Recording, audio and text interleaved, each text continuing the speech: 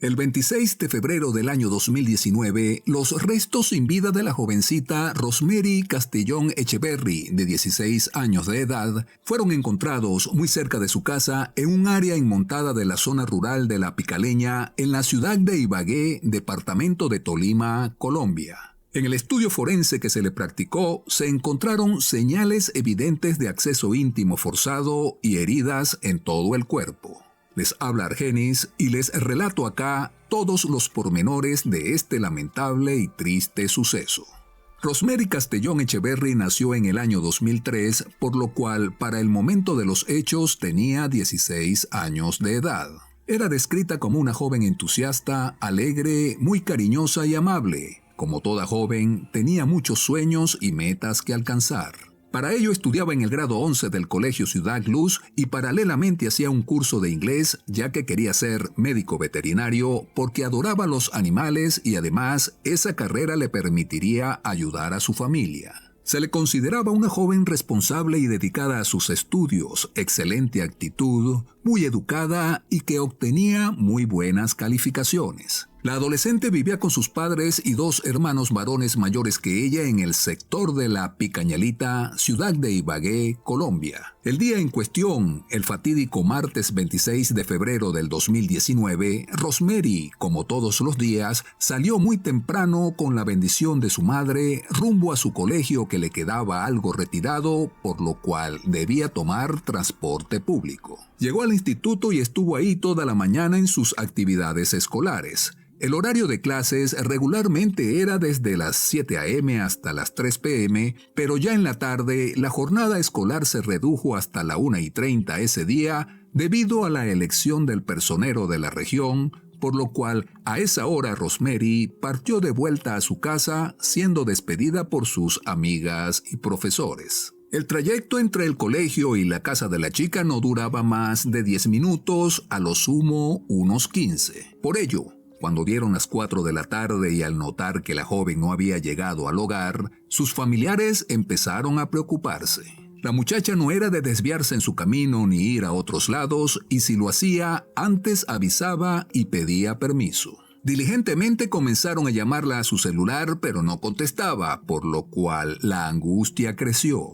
Su padre, Salvador Castellón, buscó comunicarse con sus amigas y habló con una que le comentó que el colegio los había dejado salir a la 1:30 y que había visto a Rosemary subir a la buseta rumbo a su casa, por lo cual debería haber llegado a la 1:40 o 1:45. Al oír esto, Salvador salió de inmediato a poner la denuncia de desaparición de su hija ante la policía, quienes, por tratarse de una menor, comenzaron a movilizarse de inmediato. Los familiares y parte de la población también ayudaron a buscarla hasta que, desgraciadamente, al rato fue encontrada inerte, sin vida, entre unos matorrales en un lugar muy cercano a su casa.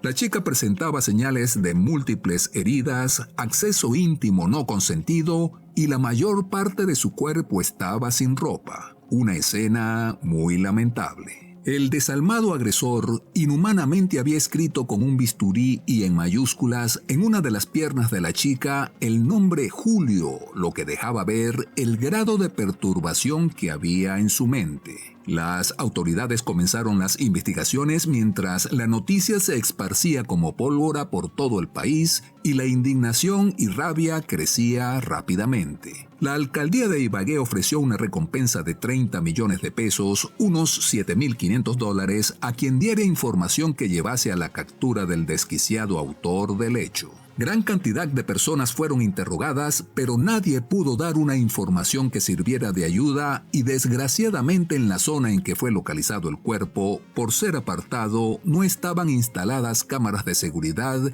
que mostraran imágenes de lo sucedido y al o los culpables. Sin embargo, aun cuando no existían cámaras donde ocurrió todo, sí estaban operativas varias en el trayecto que seguía Rosemary desde que se bajaba de la buseta hasta una pequeña parte en que caminaba rumbo a su hogar. En esa parada donde la dejaba el transporte, siempre era esperada por su hermano, quien la acompañaba a su casa, que quedaba a unos 600 metros más adelante, porque había que atravesar una zona solitaria y con monte a los lados. Pero ese día, desgraciadamente, como salió más temprano, la chica no esperó a su familiar. La revisión de las cámaras mostró que a la 1:35 de la tarde, un hombre ingresó a una vereda solitaria. 4 minutos después, a la 1:39, Rosemary descendió del transporte e ingresó sola a esa misma vereda solitaria que, como se mencionó, llevaba a su casa ubicada a unos 600 metros. Los investigadores pudieron determinar que el día del suceso el tipo salió de la cárcel de La Picaleña, que quedaba muy cerca del lugar, con un permiso de resocialización de 72 horas emitido por un juez, y comenzó a deambular por la calle porque no tenía ni dinero ni dónde ir. Se metió en la vereda solitaria buscando un lugar para dormir, pero en determinado momento pudo ver a Rosemary que se acercaba por esa misma vía. Se ocultó, la vio pasar y luego de seguirla durante un rato sin que la chica se percatara, la abordó sorpresivamente y la obligó a ir hacia un sitio enmontado y oculto donde finalmente dio rienda suelta a sus bajos instintos. Posterior a ello le quitó la vida presionando su cuello, impidiéndole que respirara para que no pudiera identificarlo posteriormente. Consumado el hecho, 1 hora después, a las 2:39, el tipo es captado por la cámara saliendo del lugar en actitud muy relajada, sin ningún tipo de remordimiento por lo que acababa de hacer. Los avesados investigadores, mediante diversas técnicas de acercamiento de las imágenes, pudieron obtener algunas señas de la fisonomía de su cara y la forma en que estaba vestido, lo cual daba facilidades para identificarlo. Uno de los agentes recordó que ese mismo día en la mañana habían salido de permiso penitenciario por resocialización 275 reclusos que purgaban condenas en la cárcel de La Picaleña, un recinto penitenciario que albergaba unos 5,000 presos por diversos delitos, algunos muy graves. Y una vez más volvieron a intervenir las cámaras de seguridad, este aparato tan útil para las investigaciones policiales. Se revisaron las de la cárcel y lugares cercanos y pudieron detectar que uno de los presos que había salido estaba vestido exactamente como el que había tomado la misma vía que Rosemary. Se pidió un listado al recinto y ya para el sábado 2 de marzo del 2019 se pudo identificar al sujeto cuyo nombre es Elber James Melchor Bañol, de 43 años, quien luego sería moteado como el monstruo de La Picaleña, un depredador de alto prontuario policial, quien tenía 3 penas por homicidio y 8 por acceso íntimo forzado, por lo cual había recibido 40 años de presidio. El tipo, a pesar de tan horrendo prontuario, gozó ese febrero 26 de un permiso de 72 horas emitido por un juez que le otorgaba el programa en el cual supuestamente los penitenciarios se estaban resocializando. Esta era la vez número 26 en que el sujeto disfrutaba de este beneficio, anotándose que en las anteriores 25 no había incurrido en ninguna falta, al menos que se conociese. Su vida delictiva comenzó desde que era un adolescente, cuando abusaba de mujeres, casi todas menores, y las robaba hasta que en el 2002 le quitó la vida, luego de ultrajarla a una jovencita de 13 años en Pereira. A raíz de esto fue atrapado y 14 de sus víctimas lo identificaron. Una de ellas indicó que se salvó de ser accedida porque le dijo al agresor que tenía sida. Por todos estos crímenes, el insano recibió la condena de 40 años, que incluso viene a ser corta, siendo la de 60 años la más larga en Colombia. En la revisión que hicieron los policías del accionar del tipo, se percataron que siempre actuaba de la misma manera, atacando a sus víctimas en zonas apartadas y rurales, y además dejaba una marca en la piel de las afectadas, tal cual como ocurrió con Rosemary. Por ello fue fácil determinar que él era el culpable de tan deleznable hecho. Algo que también lo incriminaba es que su letra, según un estudio grafológico, era la misma que la que se encontró en la piel de la menor con la inscripción Julio. Ante el peso de estas evidencias, solo faltaba atrapar al sujeto. Se le buscó intensamente, pero no se le localizó. Finalizadas las 72 horas del permiso que se le otorgó, tampoco se presentó en la cárcel de La Picaleña donde se le esperaba, lo que no dejaba lugar a dudas de que él era el culpable del horrendo crimen. Al principio el tipo huyó hacia su natal Pereira, donde quiso refugiarse en casa de sus familiares, pero la intensa movilización policial que lo buscaba lo obligó a irse del lugar hacia Manizales, donde finalmente, el 16 de marzo del 2019, fue atrapado en una granja queriéndose hacer pasar por campesino para tratar de escapar de la justicia, lo cual fue en vano.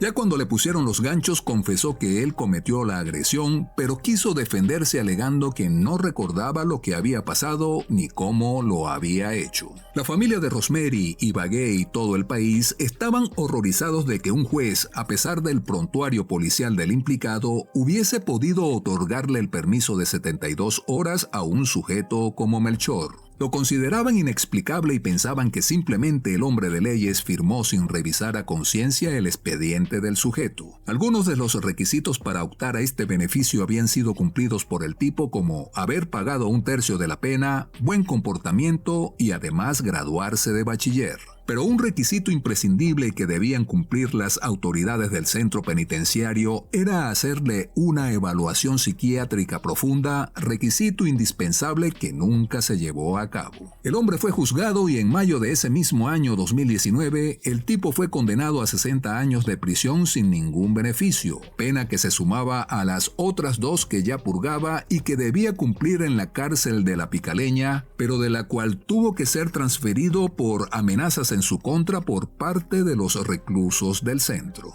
Rosemary fue sepultada bajo grandes escenas de dolor de sus familiares, compañeros de colegio y población en general. Se le hicieron diversos honores y fue acompañada por una gran multitud hasta su última morada. Hasta acá, amigos, este muy triste caso donde una adolescente brillante, llena de sueños y anhelos, con una gran calidad humana, inocente y educada, perdió la vida a manos de un delincuente que nunca debió recibir el permiso que se le otorgó. Hasta el próximo caso.